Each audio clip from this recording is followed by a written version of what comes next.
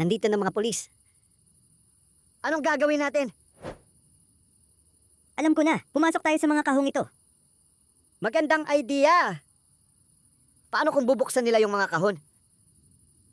Magpanggap tayong mga hayop. Yung mga mababangis na hayop para di nila buksan. Oo nga no, ang galing mo talaga.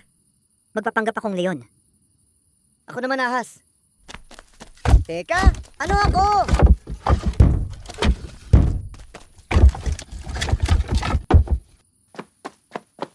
Nakita mo ba sila? Hindi, pero dito lang yung nagpunta eh. Chip, baka nasa loob ng mga kahon. Buksan mo. Ha? Paano kung iba yung laman? Anong ibig mong sabihin? Paano kung halimaw ang nasa loob nito? Ayoko! Nakakatakot yon. Eh di katukin mo na lang.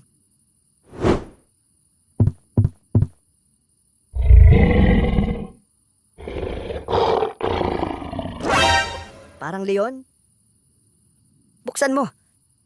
Ano? Makagat pa ako niyan eh. Hayaan na natin yan dyan sa loob.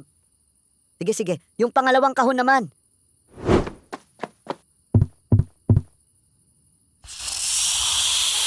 Ahas! Ahas ang nasa loob nito. Dali, buksan mo. Takot ako sa ahas eh. Ano ba yan? Yung panghuling kahon na lang.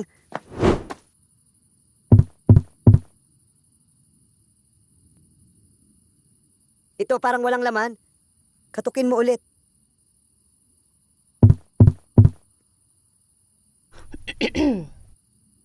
May tao sa loob. Buksan natin, dali. Mga minamahal kong kababayan, Teka, teka. Kilala ko tong boses na to eh. kapag ako ay inyong ibinoto, Baka ito yung ibon na nanggagaya ng boses. Oo nga no. Buksan mo na. gaganda ang aming, ang buhay nating lahat.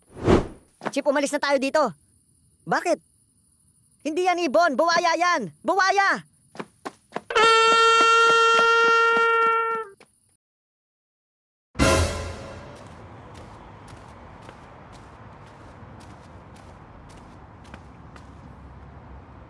Oh, Bert, ba't malungkot ka? Natanggap ako sa trabaho. Wow!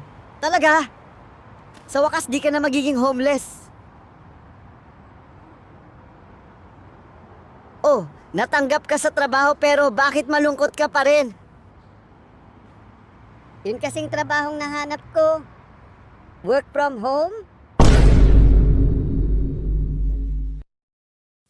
Uy, pre! Kamusta? Pre, Ano yan? May baril ka na pala? oo. Bumili ako nito nung may holdapan dito nung isang linggo. Maganda yan, pre. Pang self-defense. Ang laking tulong nga nito sa akin eh. Hold up to! Akin ang bag mo. Mas madali na trabaho ko.